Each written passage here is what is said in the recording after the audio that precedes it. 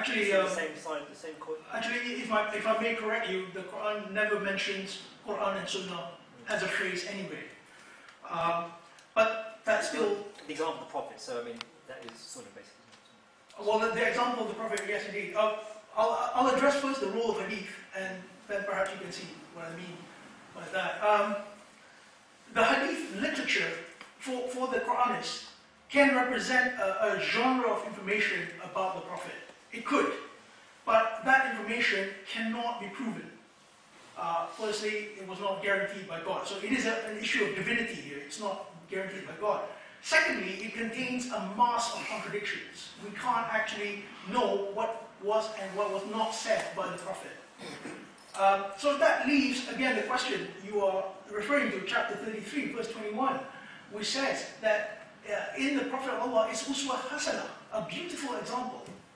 So here we need to ask the question, what did the Prophet follow?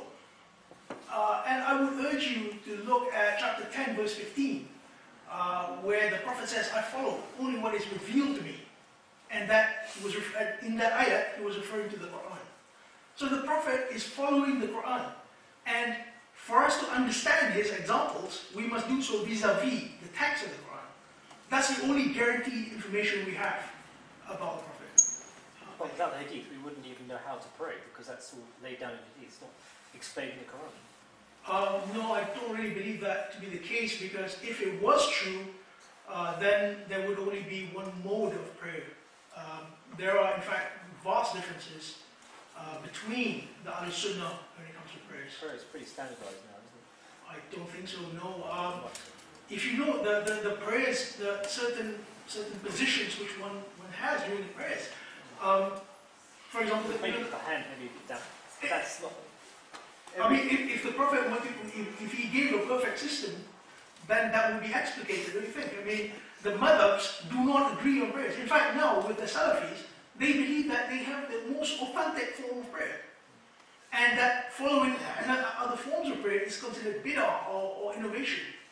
With the Quranists, we have no such problem. People pray, they don't pray. That's... You're speaking about positions here. I think he's speaking in terms of the Fajr you pray, 2 rak'ahs, the Dhuhr you pray 4. So it's not about positions. I think you're mixing the two things up here. Oh no, I'm not. I don't mean positions. Because you're speaking about positions, the difference between the Salafis and the Shia, and then the different madahib. But I think what he is talking about, correct me. I mean, I agree that the number of rak'ahs. Physical action. I mean, yes. I agree that there is a broad agreement on the, as you say, the rak'ahs. So what is the source of this, the number of rak'ahs? It's not the Quran, is it? It's not the Quran, no. That would be just inherited practices over a lengthy period of time. That's been handed down through Sunnah, isn't it? Handed down through the Quran? I'll allow Yasin to moderate because I can't really. It says in the Quran that the methodology of prayer wasn't revealed to Muhammad. The methodology of prayer was revealed to Abraham. So that, I think, hopefully gains some assurance. We've forgotten over thousands of years. Guys, I'm very sorry to break this up. What we're going to do is we're going to continue with some more talks, and then we will have another discussion session towards the end.